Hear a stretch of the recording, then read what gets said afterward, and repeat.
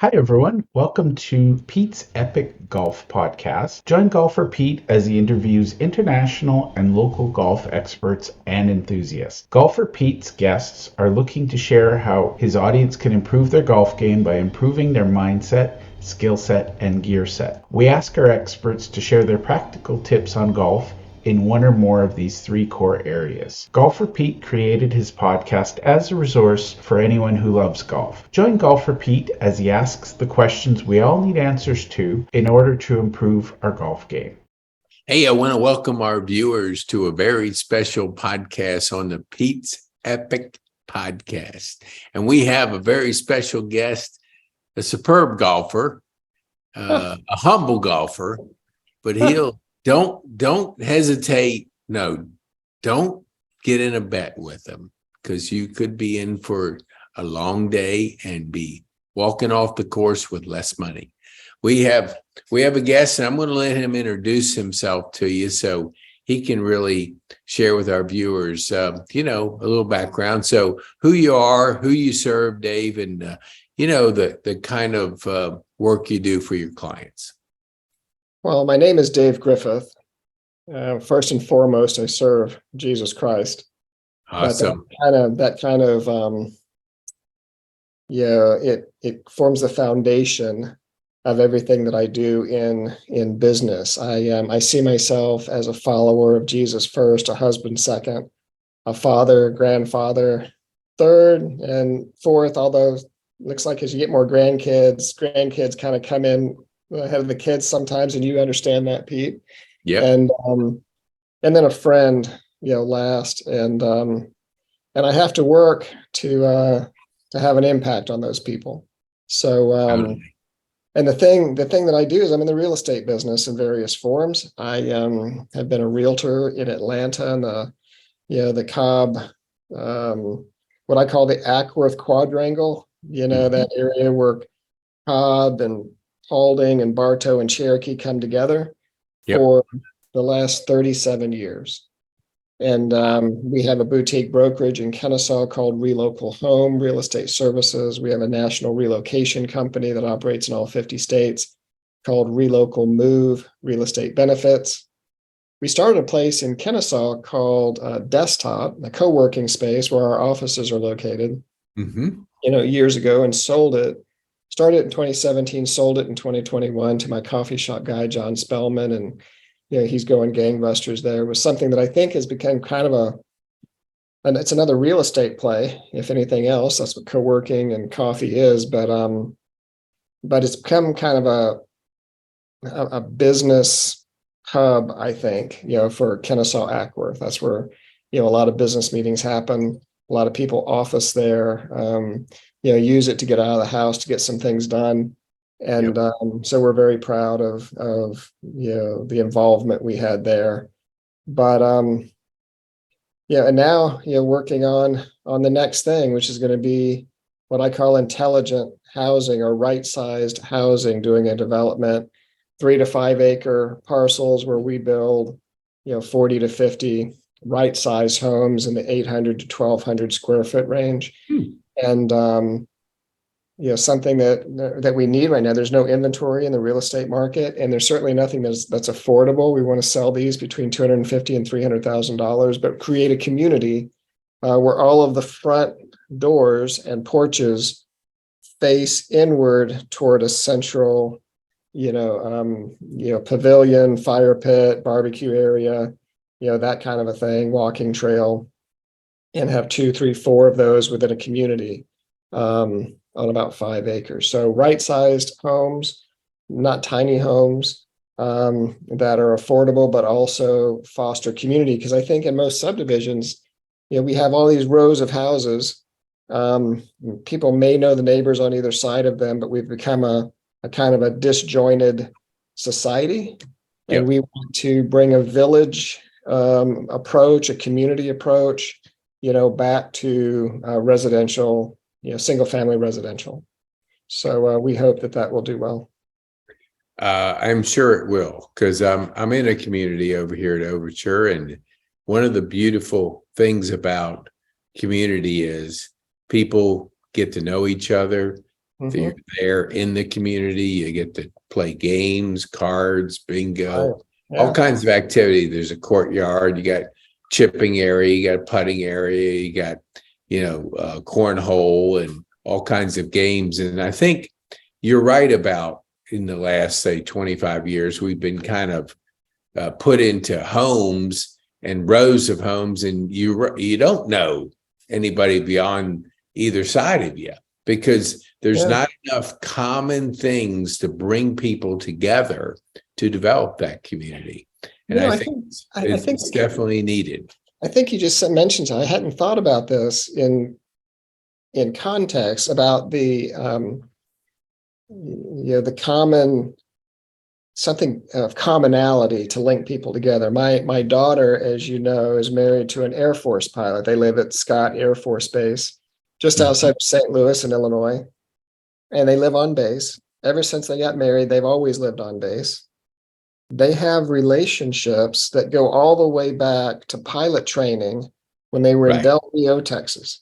Right. Well, and they get, when they moved to Mississippi, when they moved to Arkansas, when they moved to New Jersey, and now in Illinois, they kept those relationships, but then created new ones everywhere they went.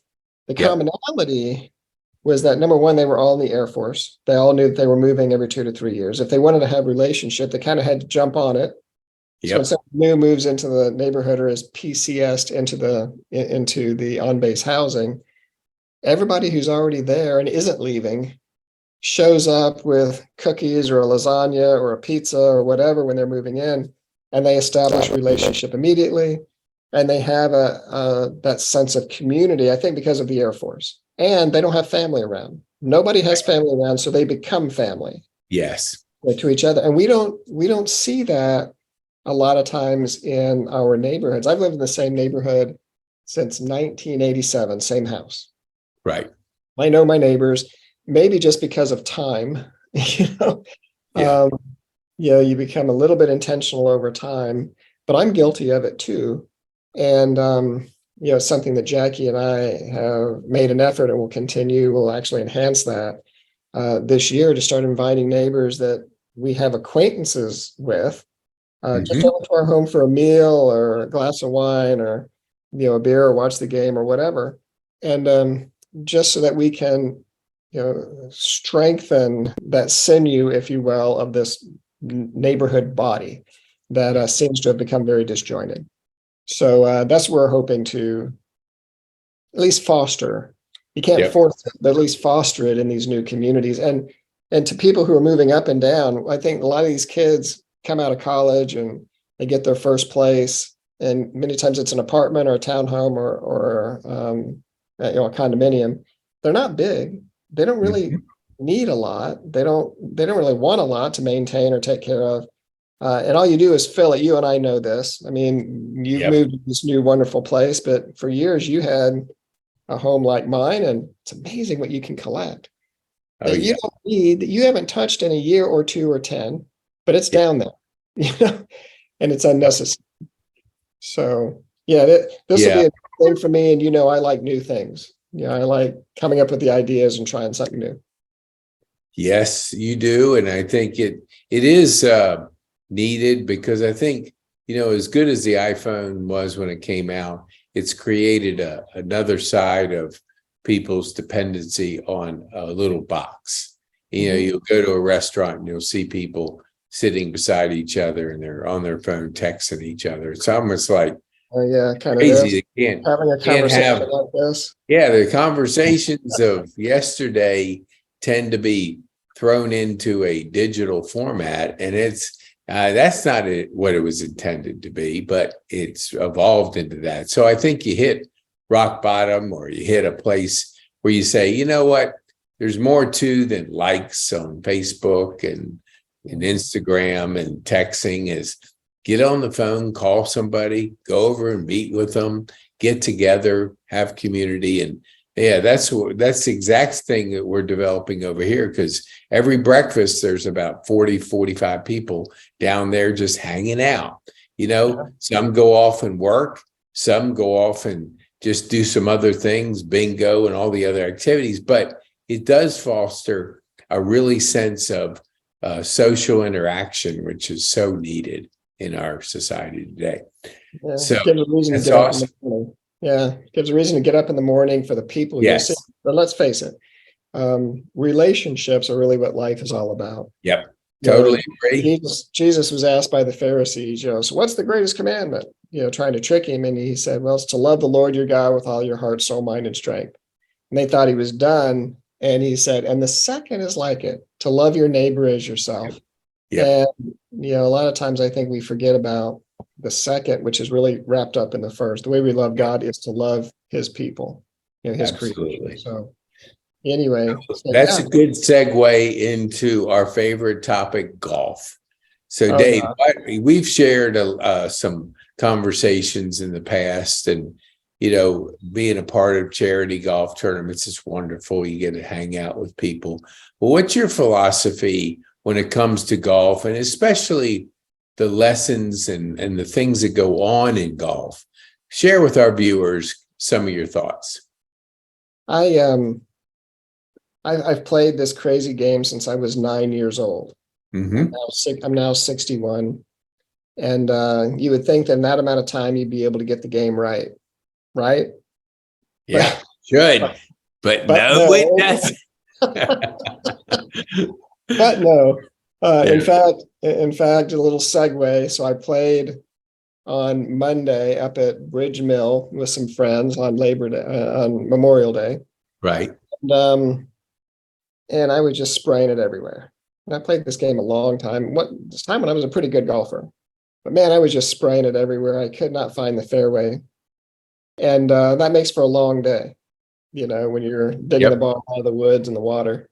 And so I was just continuously coming outside in, especially my driver, just outside in. So I was really sometimes when you play like that, you can either get mad and grouse about it. Although I never really get mad anymore. I get disappointed in my game, but I'm not good enough to get mad. So I was literally meditating on it. And I know the promise this is going somewhere. I was meditating on it. And I remembered something my father and my first golf coach, pro, taught me when I was 9, 10, and then in 14, 15. And that was that the right hand is unnecessary in the golf swing. Yep. The right hand goes along for the ride. And so after playing so badly last night, Jackie, my wife, she's getting into golf. I love that. I mean, I love it when we go play together, but she was at her Wednesday night ladies group up at Town Lake Hills. And so I went up there to just hit some golf balls and see if I could figure this thing out. And Pete, I literally just placed my right hand over my left. I interlocked the fingers. I have an interlocking grip. I interlocked. But the other 4 fingers, the 3 fingers and the thumb, literally, I just made sure they were just on the club, but not gripping with any pressure at all. Just enough to touch the club. In fact, my thumb and forefinger, I made sure didn't touch the club. Didn't touch each other. They were apart. And what I figured out is, and this is golf, you're always figuring something. What I figured out is it's technically almost impossible to go outside in when your left arm is dominant. You can only go inside out. Mm-hmm. If you sit there and swing with your left arm only, you cannot go outside in to do a straight pull, or you can't go outside in and open the face and slice it. Can't do it. You can only come inside out. Now you can push it from there, but it's a straight push usually, and it's not very, very dramatic. And I started just striping every golf shot. And isn't that golf when you've played poorly and you go and practice and you figure it out and then you start striping it, and that works. I don't know how long that's going to work for me. I haven't tested it on the golf course yet, but I'm actually excited to get out there and test it on the golf course.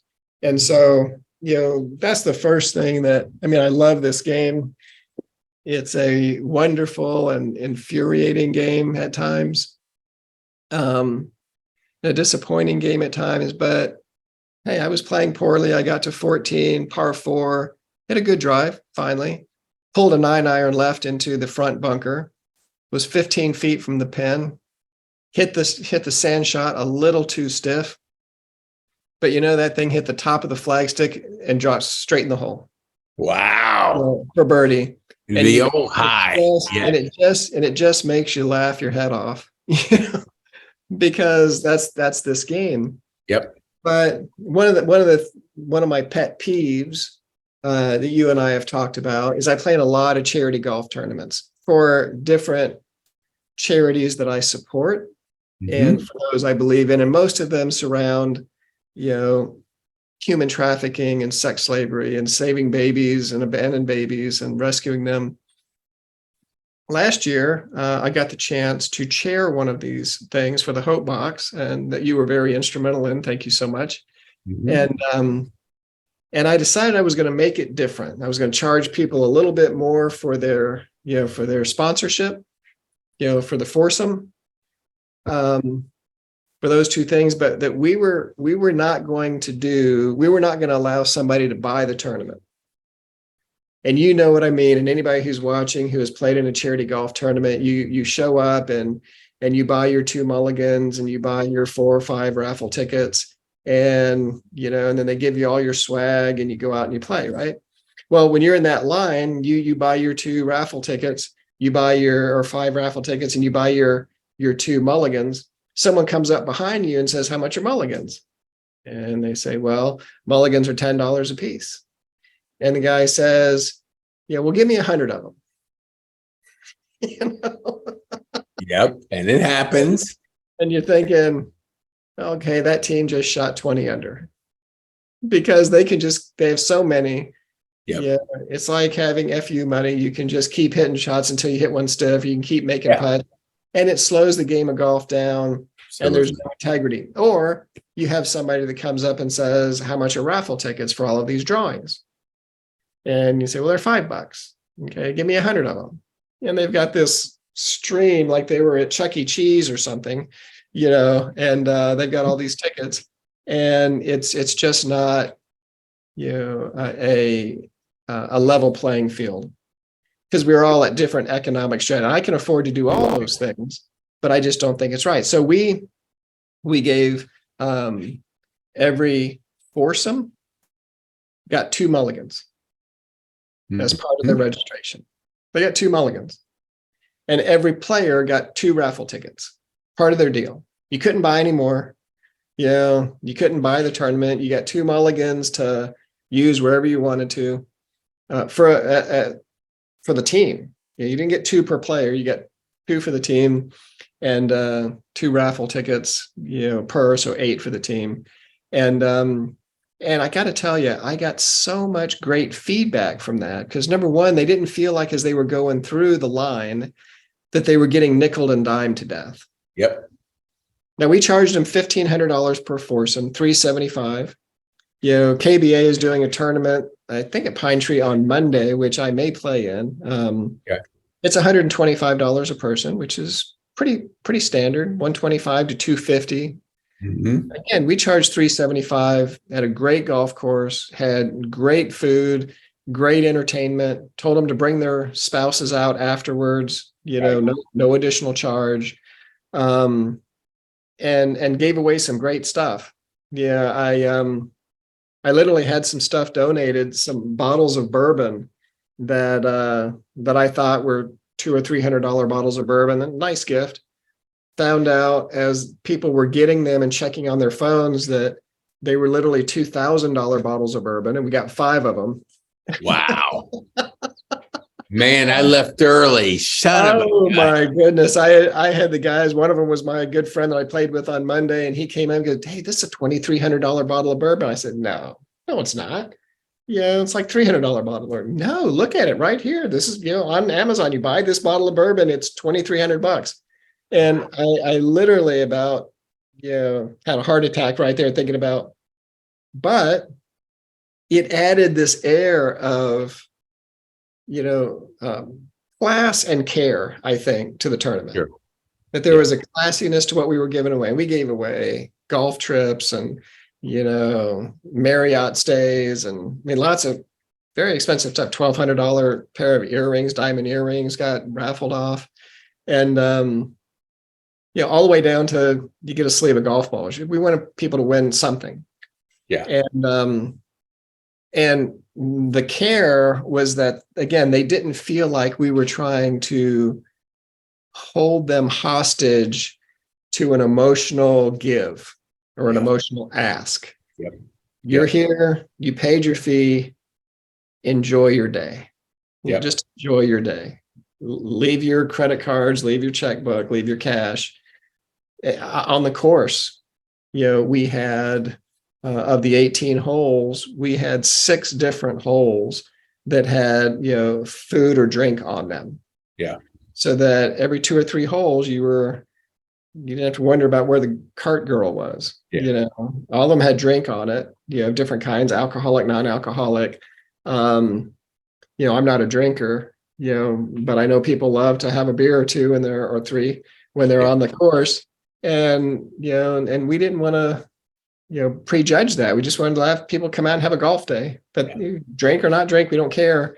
But again, they felt all day long like they were being cared for. We had 1885 out there, the restaurant, which if you haven't been there, you need to go. We had Copeland's out there. We had Carrabba's out there. Mm-hmm. We had, Joel's Hot Chicken out there, chicken and waffles. We had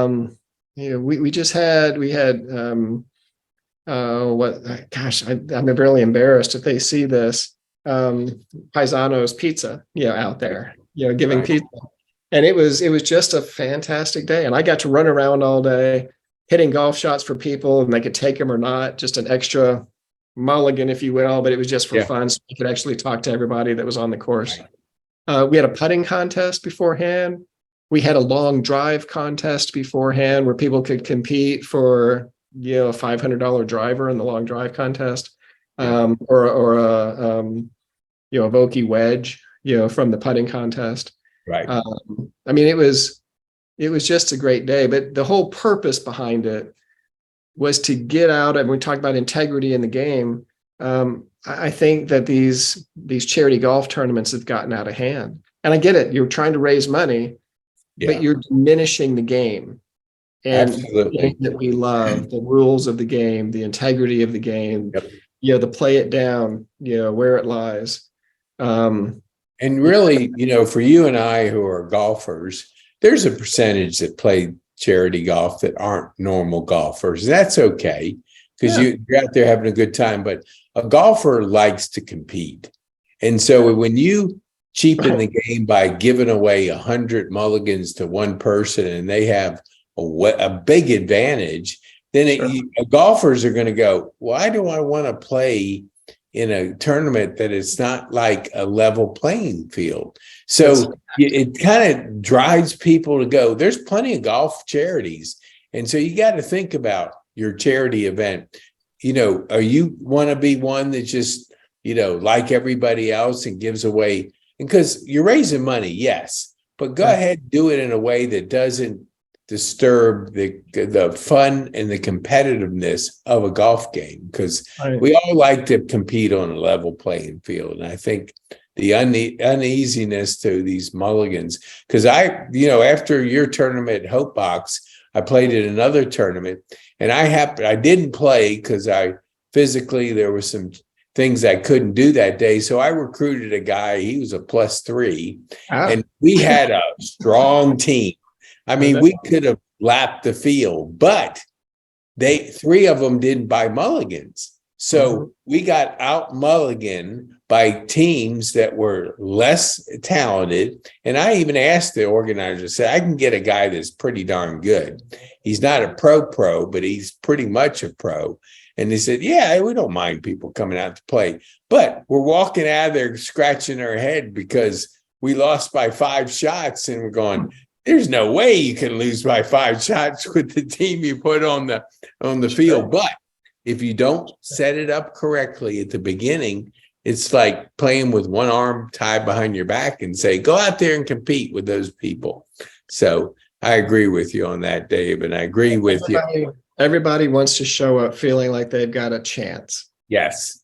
Yes. And that Yeah, and you could say, well, what about handicaps and all those kind of things? And um, I think people just like playing golf. Yeah, Yeah, exactly. I really enjoyed the member guest, that I Yeah, played with you, yeah, several weeks ago, where you're literally playing your own ball right. and taking, and for a tournament, like you could take of a foursome, you could take the best hole score from the foursome and put it down Yep, as your team score. yep, If somebody pars, everybody else bogeys when you put down a par. If somebody birdies, you put down the birdie, even though everybody else might have double bogey, it doesn't matter. You're putting the best team score out there, again, with no mulligans. You're getting four people a chance to post a score. yeah. And And they do like that. I mean, Captain's Choice, I love it.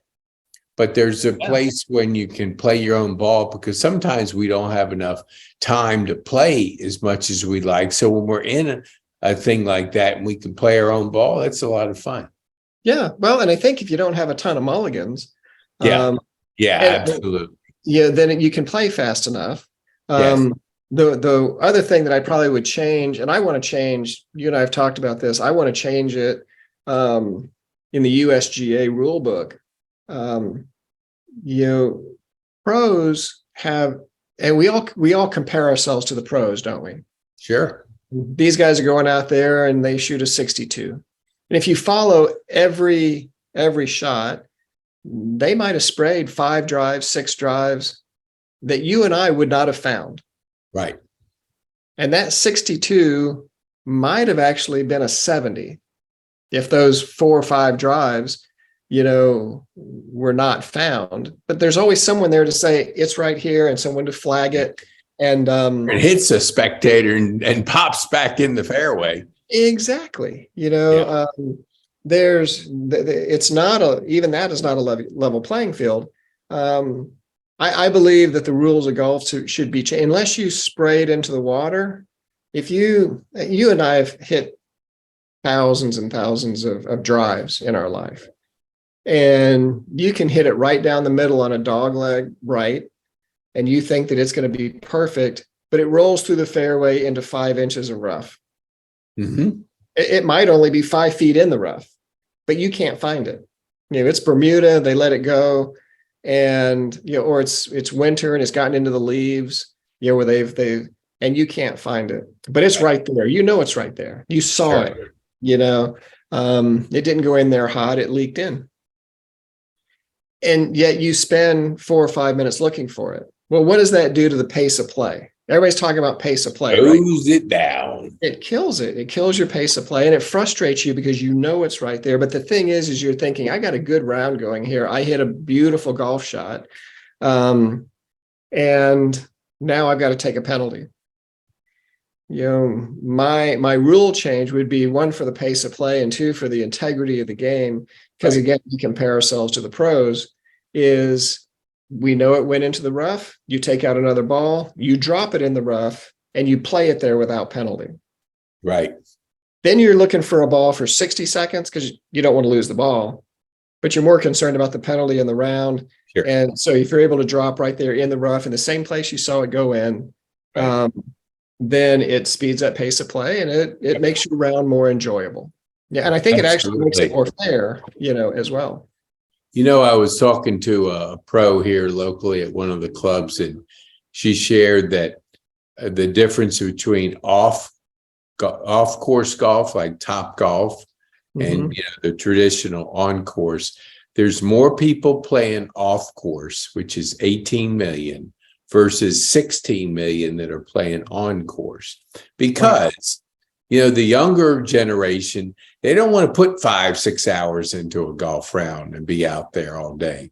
They want something more fast pace, and the fast pace is Top Golf. You get 2 hours, you go out there, you eat a burger, drink a beer, whatever, hang out with friends, hit a couple shots into the targets and have a good time. So I think we do need to think about the attention span of our golfer today and think that, 6-hour, 5-hour rounds are maybe a thing of the past. And I like personally, and I'll ask you this in a second, the Live Tour. I mean, I've watched numerous tournaments on my app.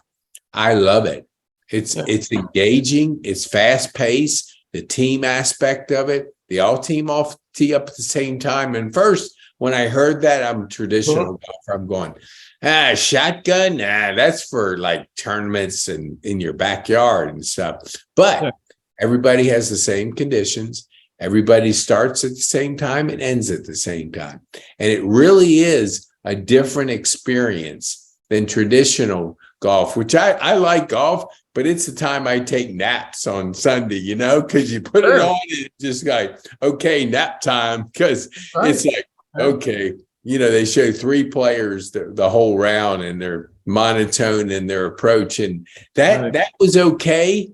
And for people like you and me, we love more than just watching. It's the little things that they're doing and the strategy. But today's golfing audience, you better capture their attention or you're not going to get them watching you.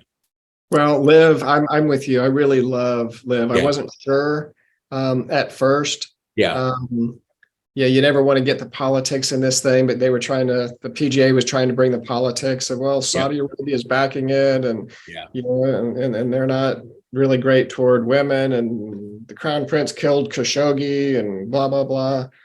And I heard Greg Norman, say, that's a crock of, what, the PGA Tour. Half of the sponsors on the PGA Tour are either owned or partially owned by China, those companies. And let's talk about their human rights abuses. So, it's kind of like the pot calling the kettle black. Yeah. But I'm with you. It's more relaxed. If they're in a hot climate, they can wear shorts.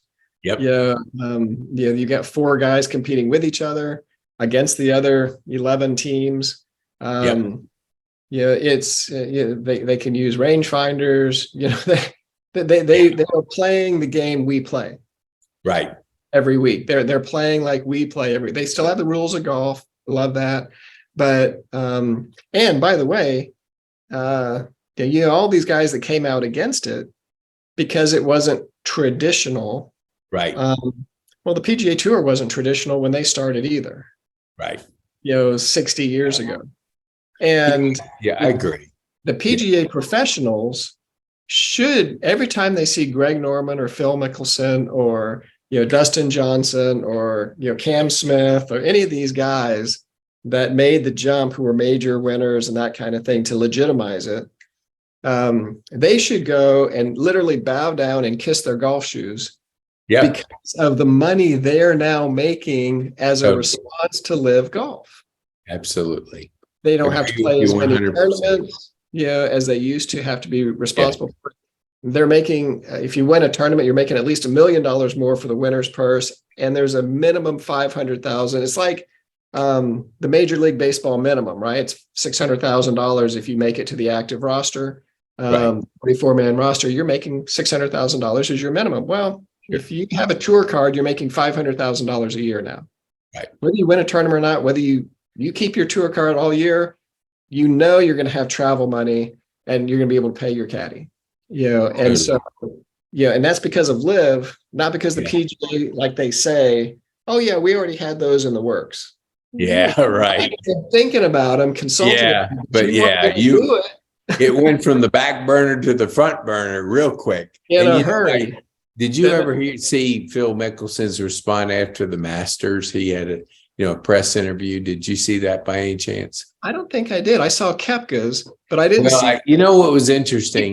He finished third or fourth in the Masters, right? Well, second. I mean, you never saw him on TV, but hey, that's another story. But Phil said this. He said, it's not for everybody. We're not trying to replace the PGA Tour. It's an addition. And I kind of like team aspects. I like the idea of how they've set it up. It's more fun. It's enjoyable. I don't spend all afternoon waiting for my tee time. I'm not spending 4 rounds in there. I'm condensing it down to 3. And so he was just sharing that he says, I like the team aspect. And I tell you, most people do. Ryder Cup, US, the President's Cup. Look at the popularity of team that you can't get on traditional golf. So they've combined these things. And I tell you, it's really, I think, well, it definitely got a bad rap when it started, and everybody was jumping on them. The media was jumping on them. But I think over time, people start to digest and keep their mind open to what it really is. It's not going to eliminate the tour. It's just going to bring more people to the game. And it's definitely more exciting on TV watching it than it is. 2 years ago, I got to go up to Whistling Straits to watch the Ryder Cup. Right. Phenomenal event. The energy. And I also got to go that same year. I went down, to Kiowa, to the Ocean Course and watch the PGA. Mm-hmm. That was a golf tournament. It was a major. It was a golf tournament, right? There was a lot of energy. The amount of energy was a tenth at the PGA, a major, as it was at the Ryder Cup up at Whistling Straits. That big of a difference? Well, it was 10 times greater at the Ryder Cup. You had people from Europe coming in there with their Union Jacks on and, flags and, coming in there with, seersucker suits. All 4 guys decide they were going to dress up and, right, bowler hats and stuff. And they, canes.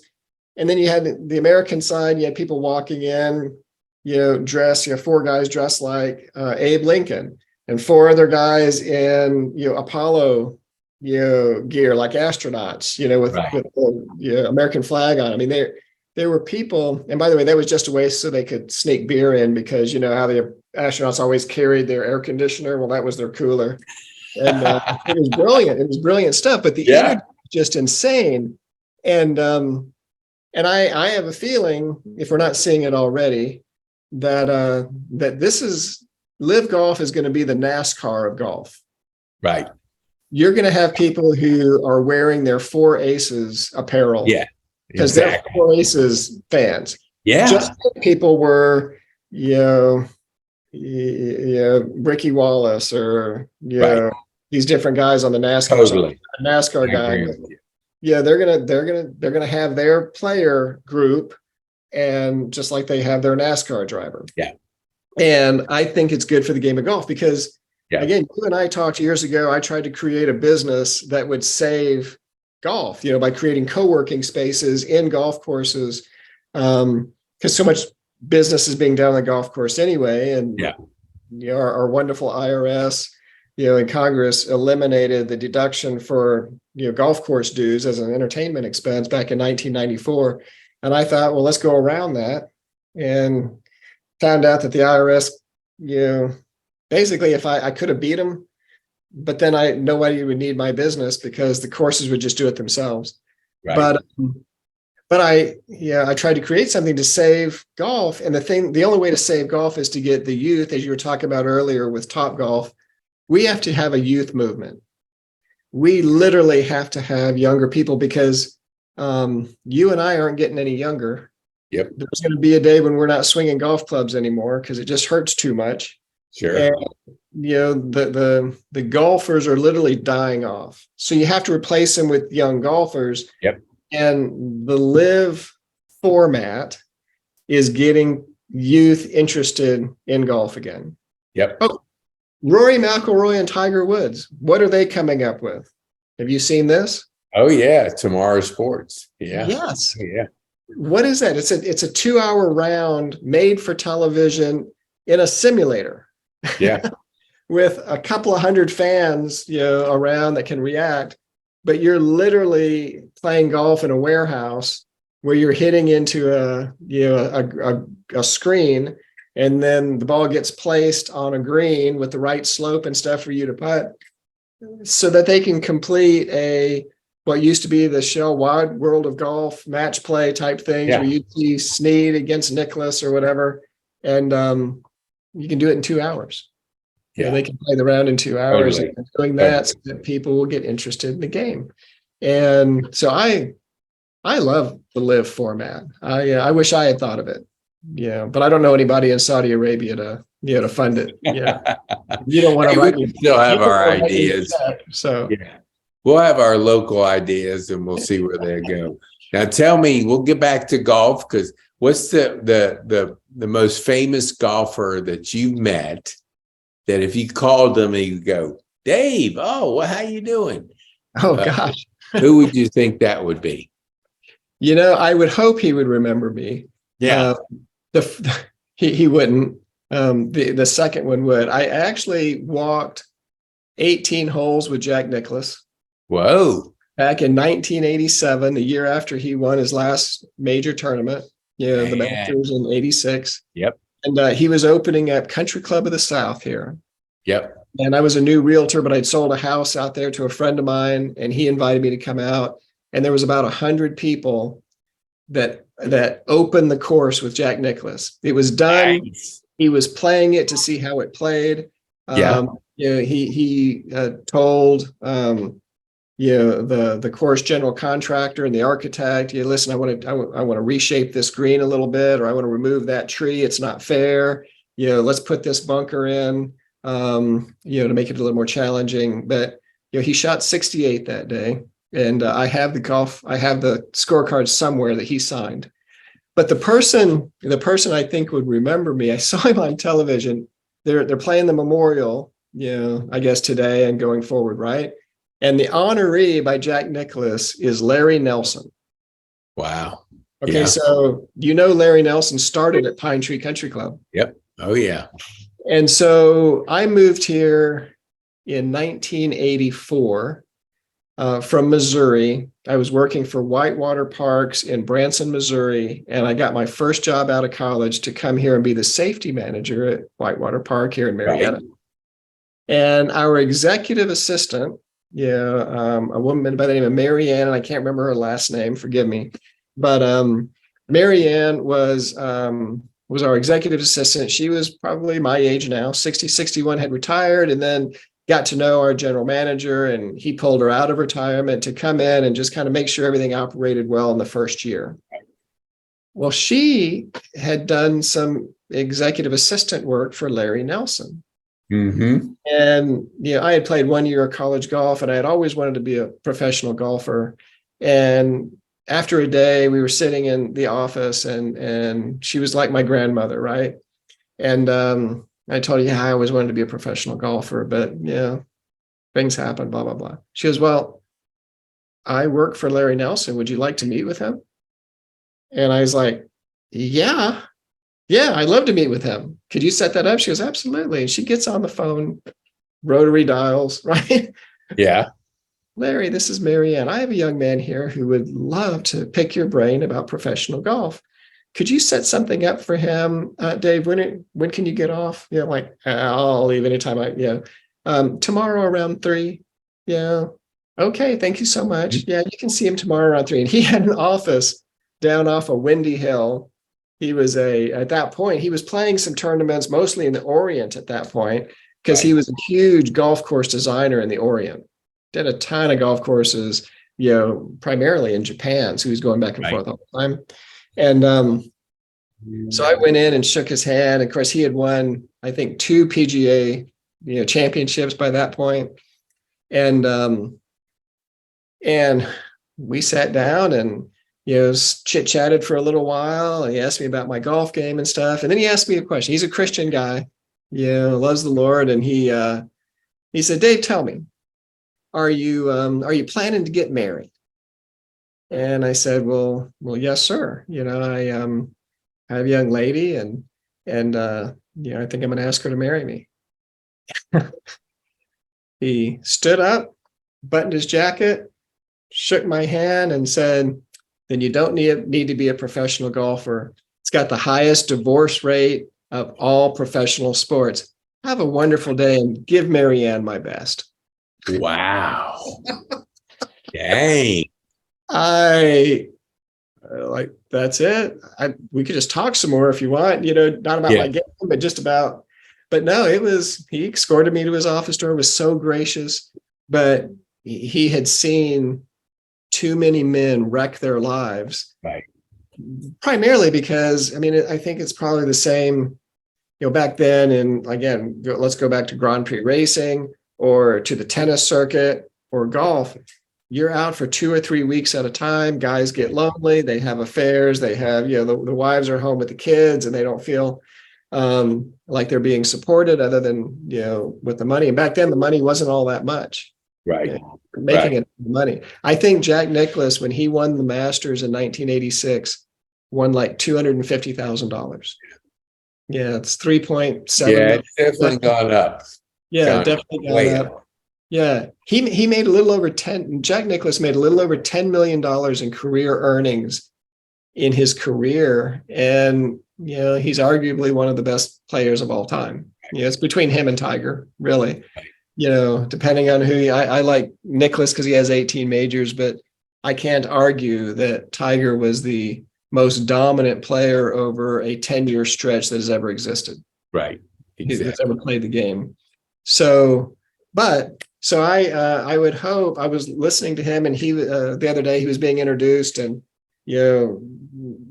looking back and talking to Jack Nicklaus and saying, well, what you've done for the game is amazing. The way you run your charities is amazing. I got in the game, was married, going to Kennesaw State University, had one class left, and started playing golf at Pine Tree Country Club. And I was thinking, just a few years after that, 20 years after that, I got a chance to sit down with Larry Nelson, and it was a short conversation, maybe 30 minutes total, but it ended very abruptly. And I would hope that if I ever asked him, he would say, "Yeah, I remember that." Yeah. Wow. Yeah, he's a class act, and he's thought of quite highly over at Pine Tree for what he's accomplished and what he's done for the game of golf. Does he still about golf gear? You got to have a favorite golf gear that you use out there on the golf course. What would you share with our viewers about that favorite piece of golf gear? Well, my favorite piece of golf gear recently is, here in Georgia, we get a lot of changes of weather, right? Right. We wear, of course, golf shirts, but, most of us have a pullover or or a quarter zip or something. My wonderful wife, Jackie, bought me a quarter zip that's designed and sold through a company called Built, BYLT. Okay. And you've got the zip, you've got the button up, kind of the higher collar. But the coolest thing about this is down at the bottom on the two sides, there are 3 magnets on either side. Right. That when you're swinging the golf club, they literally will so it doesn't restrict you. The magnets will come apart, release. Yeah. And when you finish, they just click back together. Oh. It is the coolest, cover up. Yeah. And it's stretchy. It's very comfortable. It's not heavy. But it's not going to pull up like a parachute, and you're not going to do that, and it's not going to restrict you down low, and right. That's the most recent gear. I'm actually in the process, though. I told you I like to do new things. I can't give away what I'm going to do here, but I'm actually in the process of designing the perfect golf towel. So dang. when I get that, everybody has a golf towel, so everybody does, but we got to get you on once you it comes to fruition and you got ready to market it. Oh yeah, I've played this game a long time, and I've thought about all the things that we use a golf towel for, and the proper place to put it. Yeah, to where it is the most accessible. Right. And so I'm working on that right now, and I'll get it, get a patent going on it, and then start the manufacturing process. But awesome. In the United States, and it'll be fun. Well, we'll get you back on because hey, we want to get you back on the Pete's Epic Golf podcast when that thing gets ready to be hit the market. Well, and that'll again, it'll just be fun. To me. Yeah. Oh yeah. I've got this curse of always thinking. My wife, she does all the bookkeeping and stuff for our companies. And she says, Dave, you can do whatever you want. Just don't start any more LLCs. So That's good. I'm kind of running out of LLCs. I'm having to repurpose them, or Yeah. also doing business as with these things under that umbrella. So, Right. but if this starts making money, I'm sure she'll let me have another Oh LLC. yeah, I think that's the key. Long as it's cash flowing and it's Cash flow positive, baby. yeah, that's critical. What about your favorite golf course that you played in your career, or Yeah, even the last 10 years? my favorite, the one that was the most challenging and the most iconic, maybe, was the Blue Monster down in Miami. Right. So Doral, it was just so memorable. Yeah. Yeah, it was just, you almost wanted, I almost wanted to, when I was done with the round, I didn't have time. It was part of a business trip, but I wanted to just get in a golf cart and spend a couple of hours just going around the course. But of course, Right. they don't allow that.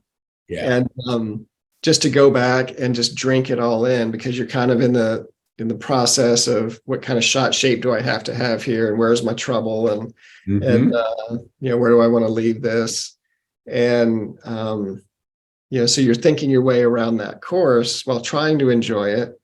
I'd really like to do that when by myself, Right. so you could just take your time with it and not, but that was probably my favorite. First, I met a guy the other day that played Augusta, and Nice. that's on my bucket list. Yes. I've been Hey, I'm in the same bucket. So if you get an invite, there you you call go. me and I'll do the same. We'll help each other out. But that Yeah. was, I've been to Augusta, several times, Yeah. but I really, really want to play it. Yeah. And he said, of course, when he played it, you're playing from the members' tees, not, Right. You're not playing a 563-yard par five. Right. Yeah, you're playing it at 500, 515. He said number 10, you don't really notice it on TV. I'm sorry, number 18. So you're going up the hill a little to the right. Yeah. He said it is the narrowest shoot you can imagine. Wow. I mean, you're firing this thing out there through this narrow, maybe 30-yard wide shoot for the first 150, almost 200 yards before it opens up. Right. So it's very intimidating. It's so much more intimidating than it looks on TV. Yeah. Sure. Of course, those guys are so good. Thing. Yeah. Those guys are so good at driving the golf ball.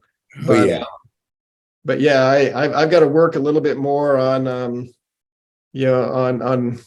not gripping with my right hand before I would play something. Hey, we're always tinkering, and the minute you don't tinker, you're not playing golf, because you always can improve. So tell us, is there anybody you can think of that would be a good guest that you could talk to for the podcast? Is there any individual that, a good golfer that loves to talk golf? I think, one of my best friends, Ron Veras, would be a fantastic guest for you. He's in the real estate business. He's a lender. But he plays all the time. He has a condo down in the Gulf Shores, area, Orange Beach, a place called Kiva Dunes, and he's always going back. I get to go with him. That's fun to have somebody who, lives on a golf course part of the time down there. He's played some iconic golf courses, around the country, and he would be a fantastic guest. Awesome. That's good. Well, I know Jackie's probably thinking, Dave, you're not working in the last hour. You're just talking golf. So unless it's bringing in cash flow, Dave. I didn't tell her I was talking golf. I said you and I had a podcast we were doing. Oh, okay. And okay. So, well, when you throw that word, I think it's got to be. So I am working, Pete. Okay, that's good, because the viewers out there are going to see you and they're going to go, "Whoa, I got to get a hold of that guy." Yeah, this is marketing. This is marketing. Yeah, if anybody needs to buy a house or wants to get involved in a real estate development, hit Pete up and we'll connect. Yeah, when you got somebody with 37 years of experience and as creative as you are, Dave, you're the go-to guy in the community. And you know a few people in the community too. I know a few people. Yeah. Awesome. Well, I'm going to thank you, Dave, because it's important that we allow other people chance to come on here at times. But thank you so much for being the guest and taking your time to share some of your golf philosophy with us. Oh, Pete, thank you so much. You are the consummate host. Okay. Parting thought. I'm going to give you one. Close us with something brilliant. Something brilliant. Gosh, that's putting me on the spot. Yes. Oh, yeah. I would say to anybody watching, what was your purpose getting up this morning? Oh, man. I love it. I love it. Who is it going to be that you can serve today? That's beautiful, man. You knocked it out of the park, Dave. I love that. I really love. I share the same thing. All right. Thank you, Dave, for being here. And we appreciate your viewers for tuning in. And thanks. We'll see you in the next show.